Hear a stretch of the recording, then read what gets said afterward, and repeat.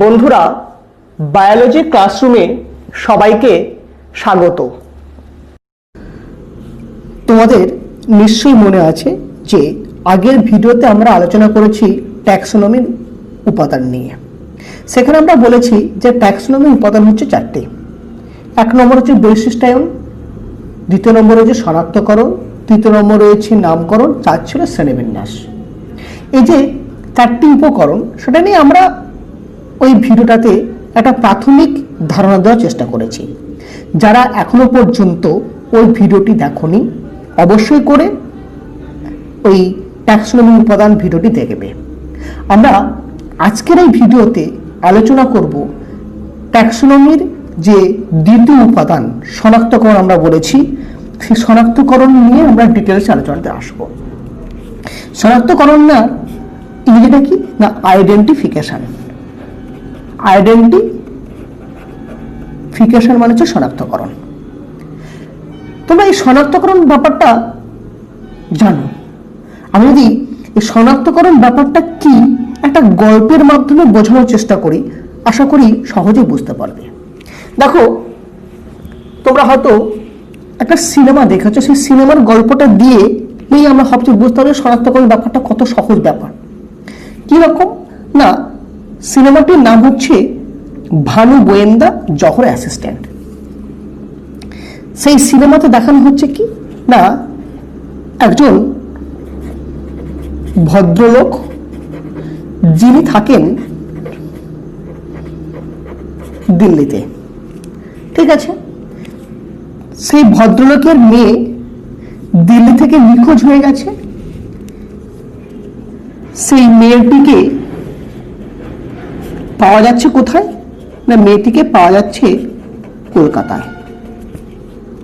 ভদ্রলোক পেপারে বিজ্ঞাপন দিয়েছে যে যদি কেউ তার মেয়েকে খুঁজে দিতে পারে তাহলে ভদ্রলোক সেই ব্যক্তিকে পুরস্কৃত করবে। কি দেখা গেল না, কলকাতায় যখন মেয়েটি চলে এসছে, কলকাতায় সে সময়ের বিখ্যাত গোয়েন্দা হচ্ছে ভানু বন্দ্যোপাধ্যায়, আর তার অ্যাসিস্ট্যান্ট হচ্ছে জহর রায়, ঠিক আছে। এরা দুজনে মেয়েটিকে খোঁজ পেল এবং মেয়েটিকে খোঁজ পাওয়ার পর মেয়েটির বাবাকে দিল্লিতে ফোন করে জানালো যে তার মেয়েকে তারা খুঁজে পেয়েছে, মেয়েকে তার হাতে তুলে দিতে চায়, সে সঙ্গে টাকাটা তারা দাবি করবে। এখন ভানু বা জহর ভদ্রলোককে চেনে না, তখন তো মোবাইলের যুগ ছিল না। তাহলে যখন দিল্লি থেকে কলকাতায় এসে নামবেন ট্রেনে, কিভাবে ভানু বা জহর সে ভদ্রলোককে চিনবে? তখন ভানু এবং জহর মেয়েটির বাবাকে জানালো কি না, আগামীকাল আপনি প্লেনে করে দিল্লি থেকে কলকাতায় চলে আসুন। আর কি আর হচ্ছে, আপনাকে তো আমি চিনি না, সুতরাং আমরা আপনাকে চিনব কিভাবে না, এক নম্বর হচ্ছে আপনি সাদা জামা পরে আসবেন, দুই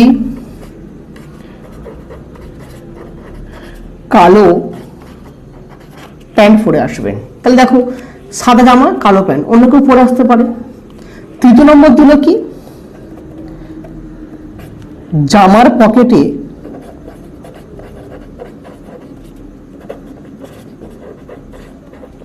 একটি গোলাপ ফুল রেখে দেবেন।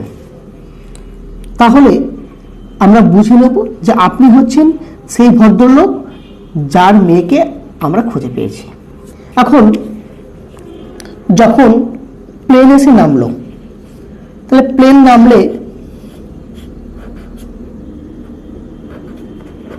প্লেন থেকে কয়েকশো লোক নামলো, তার মধ্যে থেকেই ভদ্রলোকের চিনেছে কিভাবে না, প্লেনে যত লোক নেমেছে সবাই সাদা জামা কালো প্যান্ট পরে নেই, হয়তো দুজন বা তিনজন সাদা জামা কালো প্যান্ট পরেছে, কিন্তু সবার জামার পকেটে লাল গোলাপ ফুল নেই। তাহলে দেখো, যে লোকটি সাদা জামা পরবে, কালো প্যান্ট পরবে, জামার পকেটে গোলাপ ফুল রাখবে, সেই হচ্ছে মেয়েটির বাবা। এখানে কি বলা হচ্ছে, এখানে কতগুলো বৈশিষ্ট্য বলে দেওয়া হচ্ছে, যে বৈশিষ্ট্যের ভিত্তিতে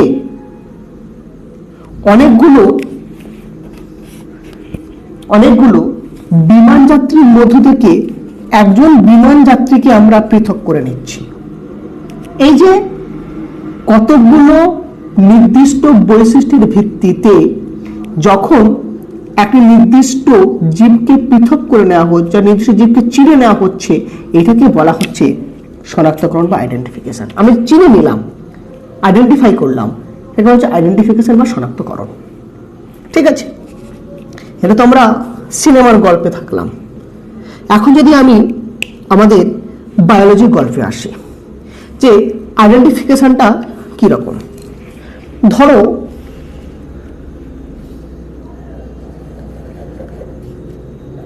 তোমার কাছে একটা জায়গায় 3টে প্রাণী রাখা আছে, ছবিটা দেখে বুঝতে পারছো এটা হচ্ছে কেঁচো ছবি।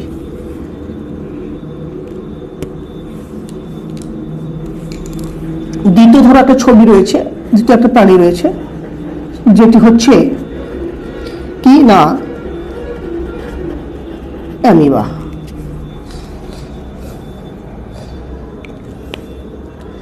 তৃতীয় ছবিটি কিসের না, তৃতীয় ছবিটি হচ্ছে বা তৃতীয় প্রাণীটি হচ্ছে গরু।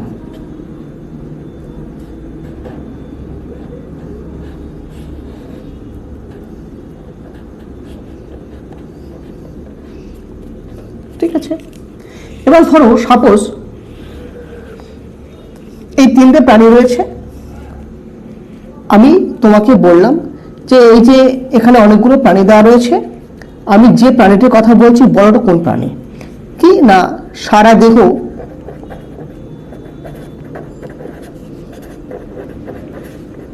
লোমে ঢাকা, 1। 2 হচ্ছে কর্ণ ছত্র রয়েছে, 3 লম্বা লেজ রয়েছে, 4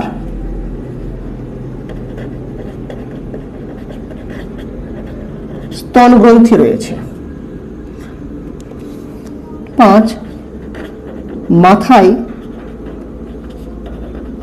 সিং রয়েছে। এখন তোমার সামনে 3টি প্রাণী রয়েছে, একটা হচ্ছে কেঁচো, একটা অ্যামিবা, একটা গরু। আমি যে বৈশিষ্ট্যগুলো বললাম, সারা দেহ লোমে ঢাকা, কর্ণছত্র আছে, লম্বা লেজ আছে, স্তনগ্রন্থি আছে, সিং আছে, তাহলে এই 3টে প্রাণীর মধ্যে কাকে বোঝাচ্ছে বলো, গরু। এই যে কতগুলো বৈশিষ্ট্যের দ্বারা, নির্দিষ্ট বৈশিষ্ট্যের দ্বারা যখন অনেকগুলো প্রাণীর মধ্য থেকে তুমি একটা নির্দিষ্ট প্রাণীকে চিনে নিচ্ছ, সেটাকে বলা হচ্ছে শনাক্তকরণ। অথবা বলবো কতগুলি নির্দিষ্ট বৈশিষ্ট্যের ভিত্তিতে অনেকগুলো জীবের মধ্য থেকে যে পদ্ধতিতে একটা নির্দিষ্ট জীবকে চিনে নেওয়া হবে, পৃথক করে নেওয়া হবে, তাকে বলা হবে শনাক্তকরণ বা আইডেন্টিফিকেশন। আমরা আসবো এই যে শনাক্তকরণ বা আইডেন্টিফিকেশন, এর কি কি পদ্ধতি আছে। শনাক্তকরণ বা আইডেন্টিফিকেশনের বিভিন্ন পদ্ধতি থাকতে পারে বা আছে। শনাক্তকরণ বা আইডেন্টিফিকেশনের পদ্ধতি, যে আমি কোনো একটা জীব খুঁজে পেলাম, বা আমি সাপোজ কোনো একটা জায়গায় বেড়াতে গেলাম, বেড়াতে গিয়ে আমি একটা জীব দেখা পেলাম বা একটা প্রাণী দেখা পেলাম, সেই প্রাণীটা কি প্রাণী আমি কিভাবে বুঝবো। ধরো আমি যদি সহজভাবে বলি যে আমি দীঘাতে বেড়াতে গেছি, দীঘার সমুদ্রে ঘুরতে ঘুরতে একটা প্রাণী দেখা পেলাম যেটা আমি কখনো দেখিনি, আমার দেখা নয়, তো সেই যে প্রাণীটা কি প্রাণী আমি চিনব কি করে, সেটা হচ্ছে আমার শনাক্তকরণের পদ্ধতি। 1 কি করতে পারি, 1 নম্বর হচ্ছে ছবির দ্বারা শনাক্তকরণ।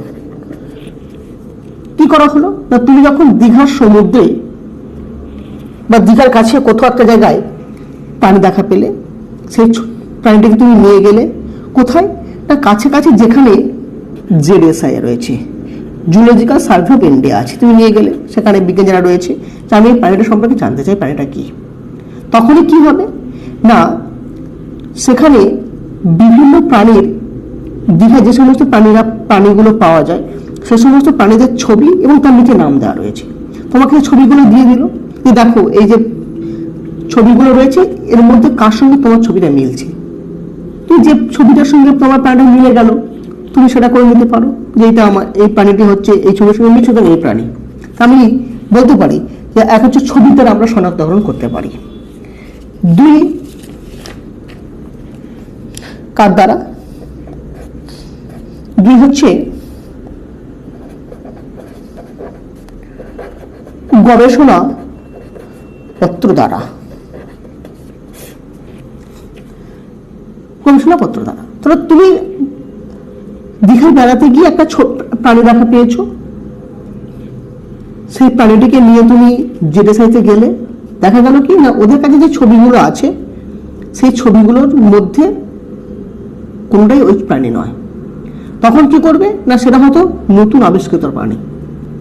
তখন কি হচ্ছে না এই দীঘার বিভিন্ন প্রাণী নিয়ে যারা কাজকর্ম করেছে সেরকম গবেষণাপত্র বের করা হলো।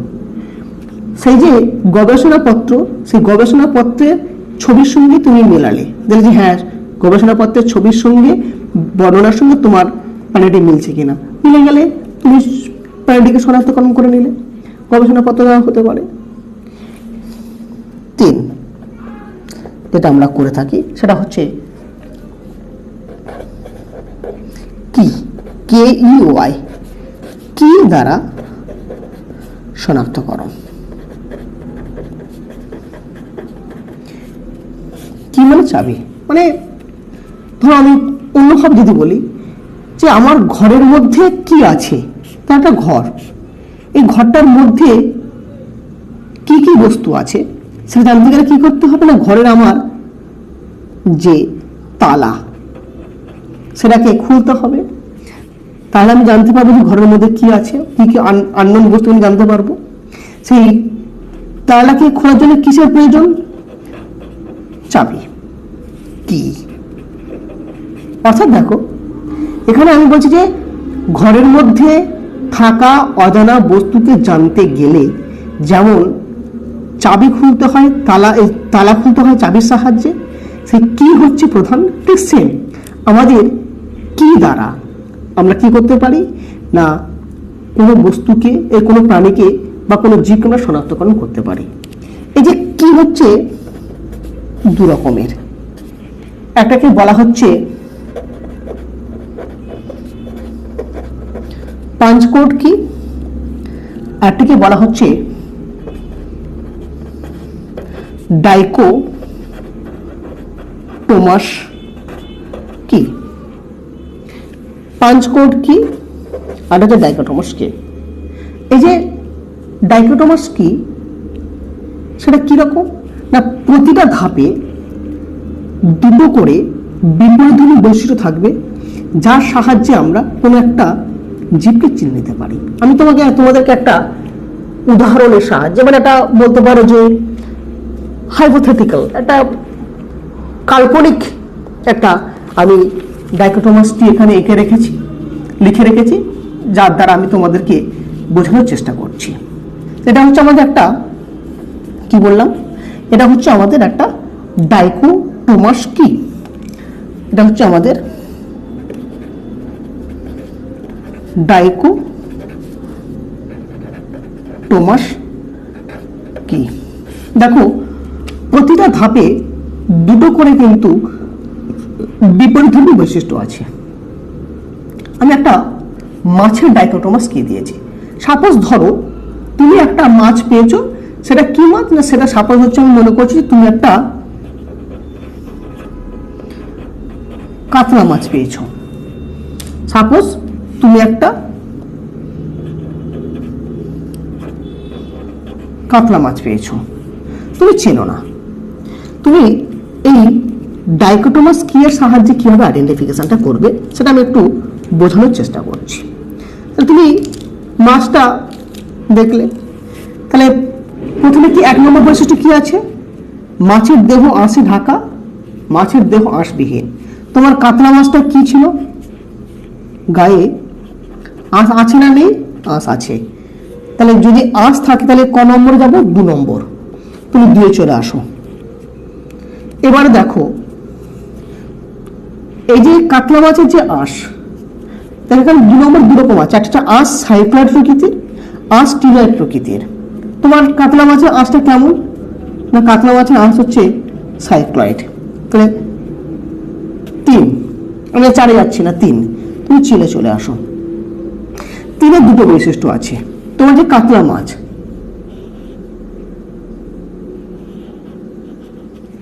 ঠিক আছে, এর মুখের ছিদ্র উপরের দিকে না মুখের ছিদ্র নিচের দিকে? তুমি দেখছো মুখের ছিদ্রটা উপরের দিকে আছে, সুতরাং কি মাছ? কাতলা মাছ। যদি মুখের ছিদ্র নিচের দিকে হতো তাহলে কিন্তু মৃগেল মাছ হতো। তাই এই যে আমার একটা প্রতিভাবে দুর্যোগ বৈশিষ্ট্য দেওয়া আছে, যার সাহায্যে আমি একটা মাছকে চিনে নিচ্ছি। আমি কাতলা মাছকে জানতাম না, আমি দেখলাম কি প্রথম মাছের তো আসা ঢাকা, তাহলে 2 নম্বর চলে গেলাম। মাছের তো সাইক্লয়েড প্রকৃতির, আমি 3-এ চলে আসলাম। মুখ উপরের দিকে কাতলা মাছ, যদি আমার মৃগেল মাছ হতো মুখ নিচের দিকে, সুতরাং হচ্ছে মৃগেল মাছ। তাহলে এইটা কি বলা হচ্ছে? ডাইকোটোমাস কি। তো দেখো, এই ডাইকোটোমাস কি এর সাহায্য আমরা শনাক্তকরণ করছি। তাহলে এটা গেল আমাদের ট্যাক্সোনমির শনাক্তকরণ নামক যে উপকরণটা রয়েছে বা উপাদানটা রয়েছে তার সম্পর্কে আমাদের একটা ধারণা। বন্ধুরা, আমার চ্যানেল বায়োলজি ক্লাসরুম যারা এখনো পর্যন্ত সাবস্ক্রাইব করোনি, অবশ্যই করে সাবস্ক্রাইব করবে।